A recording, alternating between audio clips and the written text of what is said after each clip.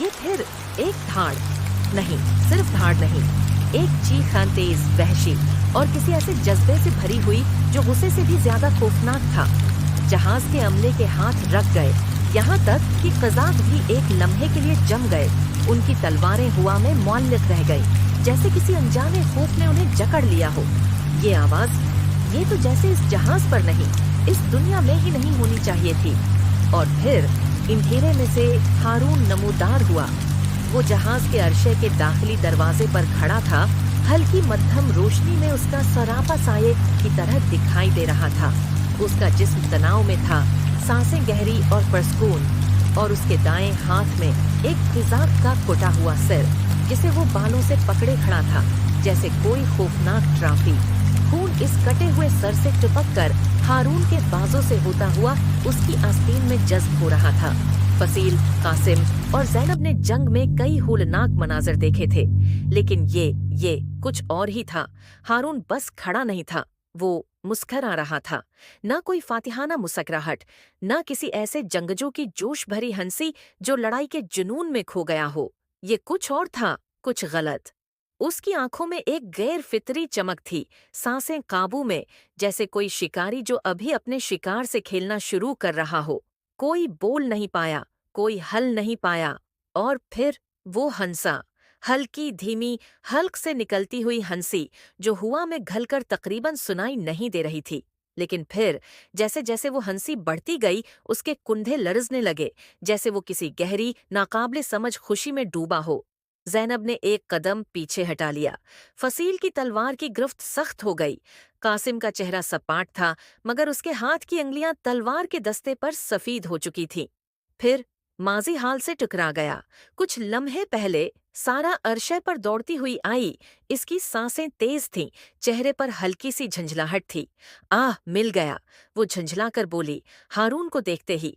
ऐ बड़े भाई, तैयार हो जा। मगर जैसे ही उसने टांग उठाई, एक हाथ उचान की इसकी कलाई पर जम गया। ठंडी धात उसकी गर्दन से जा लगी। हरकत मत करना। सारा का जिस्म अकड़ गया। एक किजाक उसकी तलवार लर्ज रही थी, मगर हाथ मजबूत था, उसे पकड़े खड़ा था।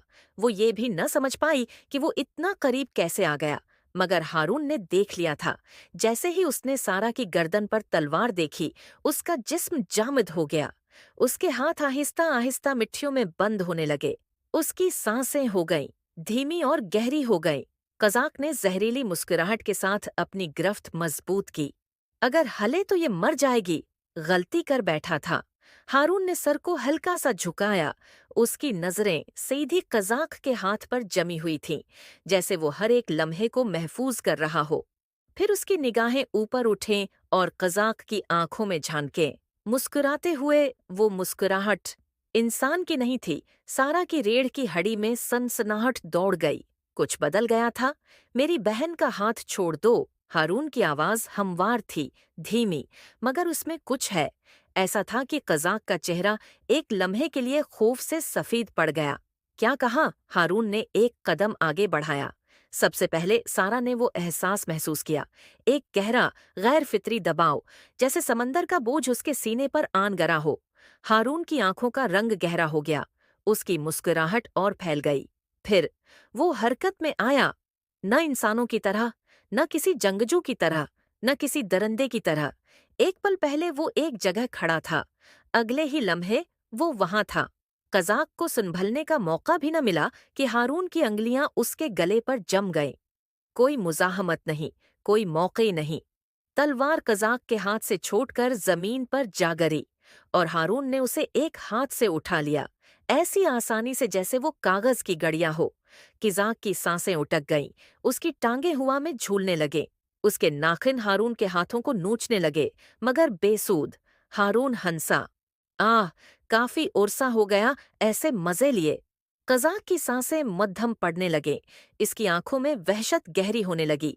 हारून की गिरफ्त सख्त हो गई। एक घिनौनी भयानक आवाज और कज़ाक का जिस्म ढेला पड़ गया।